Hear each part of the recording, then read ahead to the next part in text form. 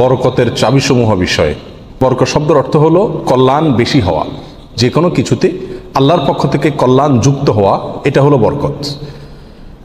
দুনিয়ার যে কোনো বস্তুতে যখন আল্লাহ সুবহানাহু ওয়া তাআলার পক্ষ থেকে কল্যাণ যুক্ত হয়, বিষয়টা যখন কল্যাণকর হয়ে যায়, উপকারী হয়ে যায়, তখন সেটা পরিমাণে অনেক অল্প হলেও আমাদের জন্য সেটা অনেক বেশি উপকার বয়ে আনে। অনেকে অনেক দীর্ঘ হায়াত পাইছেন, কিন্তু দীর্ঘ হায়াতে তেমন কিছু করার সুযোগ পান নাই, তার মানে জীবনে বরকত হয় নাই।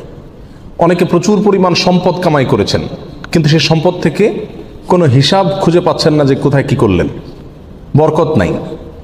অনেকে দেখা যাচ্ছে যে অনেক কাজ করেছেন, কিন্তু ফলাফল দেখা যাচ্ছে খুব বেশি একটা দৃশ্যমান না, তার মানে বরকত নাই। এর বিপরীতে দেখা যায় একজন অল্প কামাই করছে, মাশাআল্লাহ, এর ভিতরে সে অনেক কিছু করে ফেলেছে। কারণ হলো তার এই কামাইতে কি ছিল? বরকত ছিল। এই কামাইতে আল্লাহ সুবহানাহু ওয়া তাআলার পক্ষ থেকে কল্যাণ ছিল। অতএব আমাদের জীবনে, আমাদের আমলে, আমাদের রুজিতে, আমাদের ইনকামে, আমাদের সন্তান সন্ততিতে, আমাদের সব কিছুতে আল্লাহ সুবহানাহু ওয়া তাআলার পক্ষ থেকে বরকত আসবে। বেশ কিছু আমল আছে, সে আমলগুলো করলে। এগুলোকে আমরা এক কথায় বলতে পারি বরকতের 10টি চাবি। এই চাবিগুলো যদি আমরা ব্যবহার করি, তাহলে ইনশাআল্লাহ বিদিনিল্লাহ আমাদের জীবন বরকতময় হয়ে যাবে। তার ভিতরে 1 নম্বরের চাবি হলো বরকতের ঈমান এবং তাকওয়া। প্রিয় ভাইয়েরা, যখন ঈমান এবং তাকওয়া কারোর মধ্যে থাকে, তখন আল্লাহ সুবহানাহু ওয়া তাআলার পক্ষ থেকে বরকতের বারিধারা তার প্রতি বর্ষণ হতে থাকে। আল্লাহ সুবহানাহু ওয়া তাআলা কোরআন কারীমে বলেছেন, ওয়ালাউ আন্না আহলাল কুরা আমানু ওয়াত্তাকাউ লাফাতাহনা আলাইহিম বারাকাতিম মিনাস সামাই ওয়াল আরদ। যদি কোনো জনপদের লোকেরা ঈমান আনে এবং তাকওয়া অবলম্বন করে, তাহলে আমি আসমান থেকে এবং জমিন থেকে, উপর থেকে নিচ থেকে, উভয় দিক থেকে বরকতের সমস্ত দুয়ার খুলে দেব। সম্মানিত ভাইরা, এই জন্যই দেখা যায় সারা পৃথিবীতে অন্য ধর্মের মানুষেরা, অমুসলিমেরা কোনো দিক থেকে অনেক বেশি সুখে শান্তিতে আছে বলে আমাদের কাছে মনে হয়, কিন্তু আসলে সুখে শান্তিতে খুব একটা নাই। বিভিন্ন জরিপ বলছে সুসাইড বা আত্মহত্যার পরিমাণ তাদের মধ্যে বেশি। আত্মহত্যা মানুষ তখনই করে যখন সুখের চাইতে দুঃখের পরিমাণ বেড়ে যায়। কিন্তু মুসলমানদের মধ্যে আত্মহত্যার পরিমাণ অনেক কম। মুসলমানরা বেশিরভাগই গরিব, অভাবী, তারপরেও তাদের মধ্যে আত্মহত্যার পরিমাণ কম। এটা একটা আলামত যে তাদের জীবনে কি আছে? বরকত আছে। কারণ ঈমান সামান্য হলেও আছে।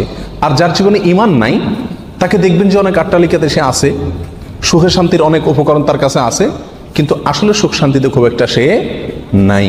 কারণ তার জীবনে কি নাই? বরকত নাই। এই জন্য কেউ যদি ঈমান আনে আর তাকওয়া অবলম্বন করে, এই দুটি জিনিস যদি কারোর ভিতরে থাকে, তাহলে আল্লাহ সুবহানাহু ওয়া তাআলার ওয়াদা হলো আসমান এবং জমিন থেকে বরকতের সমস্ত দুয়ারগুলো তার জন্য কি করে দেওয়া হবে? খুলে দেওয়া হবে। এই জন্য ভাই, ঈমানকে খালেস করতে হবে শিরক থেকে, কুফরি থেকে, নেফাকি থেকে। শিরক, কুফর, নেফাক, এগুলো থেকে ঈমানকে পরিচ্ছন্ন করতে হবে আর তাকওয়া অবলম্বন করতে হবে। তাকওয়া কি? তাকওয়া হলো আল্লাহর ভয়ে যে কোনো হারাম কাজ থেকে বেঁচে থাকা। আল্লাহর ভয়ে যদি আমি হারাম কাজ থেকে বেঁচে থাকার মানসিকতা আমার ভিতরে থাকে, যার ভিতরে যত বেশি থাকবে, আল্লাহ সুবহানাহু ওয়া তাআলা তার জীবনকে তত বেশি বরকতময় করে দিবেন।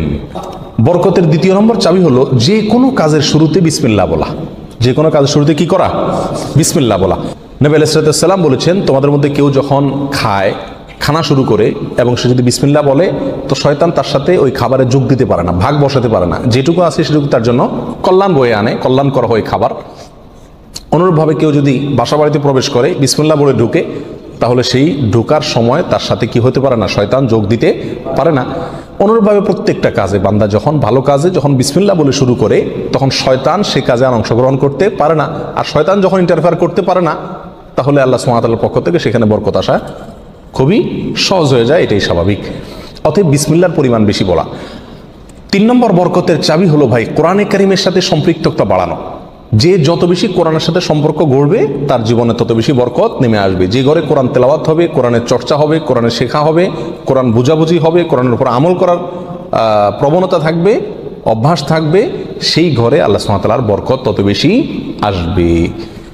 আল্লাহ সুবহানাহু ওয়া তাআলা কোরআন কারীমের ভিতরে বলেছেন, ওয়াহাদা কিতাবুন আনজালনাহু মুবারাক। কোরআনে কারীমকে আল্লাহ সুবহানাহু ওয়া তাআলা কোরআনের বহু জায়গায় বলেছেন যে এটা কিতাবে মুবারাক। এই কোরআনটা হলো কি? বরকতময়। অতএব এর সাথে যে যত বেশি সম্পৃক্ত হবে, তত বেশি তার জীবন কি হবে? বরকতময় হয়ে যাবে। নবী আলাইহিস সালাম বলেছেন সহিহ মুসলিমের হাদিসে, ইন্নাল্লাহা ইয়ারফাউ বিহাযাল কিতাবি আকওয়ামা ওয়া ইয়াদাউ বিহি আখারিন। আল্লাহ তাআলা এই কিতাব দিয়ে বহু মানুষকে উপরে উঠাবেন, আবার বহু মানুষকে নিচে নামাবেন। অর্থাৎ এই কিতাব, কোরআন, এটাকে যারা ফলো করবে আল্লাহ তাআলা তাদেরকে মর্যাদা বাড়াবেন, আর যারা ফলো করবে না তাদের মর্যাদা কমাবেন। বাহ্যিকভাবে মনে হবে সুখের সাগরে ভাসছে, আসলে দুঃখের কোনো অন্ত তাদের জীবনে থাকবে না। তাহলে বরকতের 3 নম্বর চাবি হলো কি? কোরআনের সাথে সম্পর্ক বেশি বেশি করা, কোরআন তেলাওয়াত করা, কোরআন বুঝা, কোরআন অনুযায়ী আমল করার চেষ্টা করা। যত বেশি যে করবে আল্লাহ তাআলা তার জীবনের প্রতিটা পদে পদে তত বেশি কি দিবেন? বরকত দান করবেন।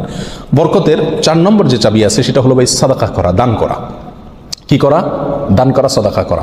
সাদাকা এবং দান করলে বহু হাদিস থেকে বোঝা যায়, জানা যায় যে বিপদ আপদ দূর হয়ে যায়। আমাদের যে কোনো কাজ থেকে, যে কোনো অর্থকড়ি থেকে, যে কোনো উপার্জন থেকে আমাদের কল্যাণটা আসে না, এর একটা বড় কারণ হলো বিপদ এসে যায়।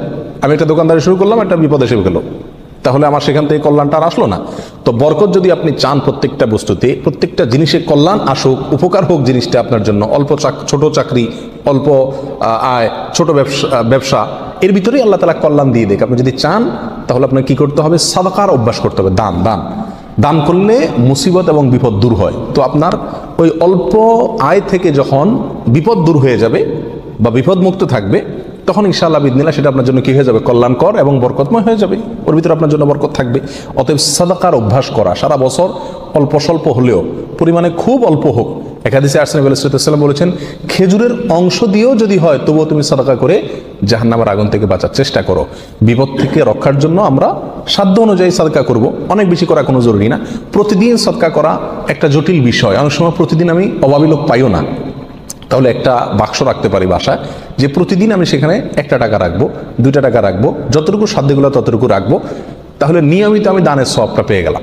এই টাকাটা অভাবী লোকের, পরে কয়দিন পর পর খুলে আমি দিয়ে দিলাম মানুষকে। তাহলে প্রতিদিন সৎকার আমলটা হয়ে গেল। এবং সৎকার নিয়মিত করলে কি হয়? বরকত প্রত্যেকটা ক্ষেত্রে নেমে আসে। নাম্বার 5, বরকতের 5 নম্বর চাবি হলো ভাই আত্মীয় স্বজনের সাথে সম্পর্ক ভালো রাখা। এটা বহুল পরীক্ষিত একটি আমল ভাই। আত্মীয় স্বজনের সাথে যে যত বেশি সম্পর্ক ভালো রাখে, মা বাপ, ভাই বোন, ফুফু, চাচা, কাছের লোকজন, রক্ত সম্পর্কীয় লোক যারা, বিশেষ করে তাদের সাথে যে যত বেশি সম্পর্ক ভালো রাখে এবং তাদের সাথে সম্পর্ককে নষ্ট করে না, তারা যদি দুর্ব্যবহার করে তো নিজের পক্ষ থেকে ভালো ব্যবহার করার চেষ্টা করে, তো এই লোকের জীবনে আল্লাহ তাআলা বরকত দান করেন। এটা পরীক্ষিত বিষয়। অতএব এই চাবিটি বরকতের, এটা খুবই গুরুত্বপূর্ণ। 5 নম্বর, অর্থাৎ আত্মীয় স্বজনের সাথে, রক্ত সম্পর্কীয় লোকদের সাথে কি করতে হবে? সম্পর্ক সবসময় বিল্ড আপ করার চেষ্টা করতে হবে, তাদের খোঁজখবর নিতে হবে, সাধ্য অনুযায়ী তাদের পাশে দাঁড়াতে হবে। যদি পাশে দাঁড়াতে নাও পারেন, অন্তত সম্পর্কটাকে কি করতে হবে? ভালো রাখার চেষ্টা করে যেতে হবে। নাম্বার 6, বরকতের 6 নম্বর চাবি হলো ভাই সকালবেলায় ভোরে ভোরে কাজে যাওয়া। নবী আলাইহিস সালাম দোয়া করেছেন, আল্লাহুম্মা বারিক লি উম্মতি ফি বুকুরিহা, আল্লাহ আমার উম্মতকে সকালবেলা আপনি বরকত দান করবেন। অন্য এক রওয়ায়াতে আসছে বুরিক লি উম্মতি ফি বুকুরিহা, তিনি বলেছেন আমার উম্মতের জন্য সকালবেলা সময়টাতে বরকত দেওয়া হয়েছে। অতএব সকালের সময়টাতে আপনি ঘুমায় থাকেন, তাহলে বরকত কোত্থেকে আসবে? এই টাইমটাতে কাজ করতে হবে। এবং কিছু কিছু কাজ আছে, কিছু কিছু পেশা আছে যে সকালবেলা করার মতন, আপনি মার্কেটে দোকান আছে, সকালে ভোরে খোলার সিস্টেম নাই, তাহলে সেটা তো আপনি খুলবেন না। কিন্তু অন্তত তার প্রস্তুতি, প্রাক প্রস্তুতিগুলো সকাল থেকে হয়ে যাওয়া উচিত। এবং সকালের টাইমটা আসলে ঘুমের কোনো উপযুক্ত টাইম না। আপনি রাতে ভালো করে ঘুমান, বেশি করে ঘুমান, সকালে ঘুমাবেন না, দুপুরে ঘুমান, কিন্তু সকালে ঘুম এটা কোনো প্রশংসনীয় ঘুম নয়, স্বাস্থ্যের জন্য ভালো নয়, ইসলামী দৃষ্টি থেকেও খুব বেশি প্রশংসনীয় নয়। এই জন্য সকালবেলা যদি কাজে বের হওয়া যায় তাহলে ইনশাআল্লাহ জীবনে কি আসবে? বরকত আসবে।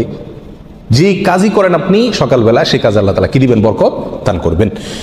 নাম্বার 7, বরকতের 7 নম্বর চাবি হলো ভাই নিজে 5 ওয়াক্ত সালাত আদায় করতে হবে এবং পরিবারের লোকদেরকে সালাতের নির্দেশ করতে হবে। বহু লোক নিজে নামাজ পড়ে, কিন্তু বাচ্চা কাচ্চা, ফ্যামিলির লোকজন তারা নামাজ পড়ছে কিনা সে বিষয়ে কি করে না? খবর রাখে না। আল্লাহ সুবহানাহু ওয়া তাআলা কোরআন কারীমের ভিতরে বলেছেন, ওয়া উমুর আহলাকা বিস সালাত, তুমি তোমার পরিবারকে নামাজের নির্দেশ করো। নিজে তো পড়তেই হবে, পরিবারকেও নির্দেশ করো। ওয়াসতাবির আলাইহা, এবং এটার উপর অটল থাকো, ধরে রাখো এটাকে। তাহলে কি হবে? লা নাসআলুকা রিজকা, আমি তোমাদের কাছ থেকে, আল্লাহ বলছেন আমি তোমাদের কাছ থেকে রিজিক চাই না। নাহনু নারযুকুকা ওয়াল আকিবাতু লিত তাকওয়া, বরং এই কাজ করলে, আমল করলে আমি তোমাদেরকে রিজিক দিব, বরকত চলে আসবে ইনশাআল্লাহ।